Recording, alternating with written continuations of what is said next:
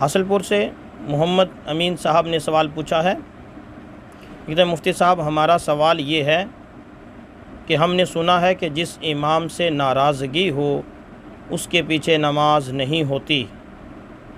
बशरी तकाज़े के तहत अगर किसी इमाम की कोई बात बुरी लगे तो क्या इस सूरत में भी हमारी नमाज उसके पीछे नहीं होगी? मोहम्मद अमीन। जी मेरे मोहतरम भाई, सबसे पहली बात तो ये ही गलत है कि जिस इमाम से नाराज़ी हो उसके पीछे नमाज नहीं होती।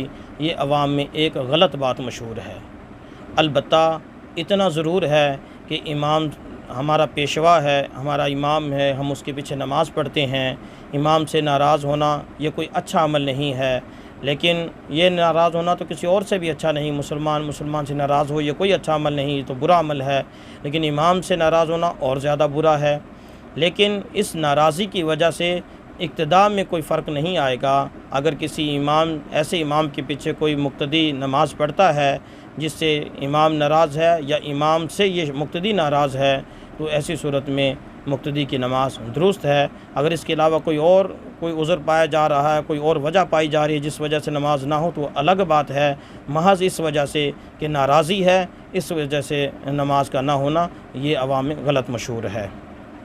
दूसरी बात जो आपने ये पूछी कि आपके बशरी तकाज़े के तहत अगर दिल में कोई ऐसी खटक आ गई हो, दिल में कोई ऐसी बात आ गई हो, तो इसका भी हुक्म वही है। अगर बशरी तकाज़े के तहत आ गई है तो उसको दूर किया जाए, अपने इश्कालात को दूर किया जाए। इमाम को बता दिया जाए कि ये बात मेरे दिल में ऐसे आई है, तो इमाम वजाहत कर देंगे, तो वो बात जाती रहेगी। एक अच्छा अमल है। किसी के बारे में बदगुमानी रखना कोई अच्छा नहीं है, किसी के बारे में खटक रखना कोई अच्छा नहीं है।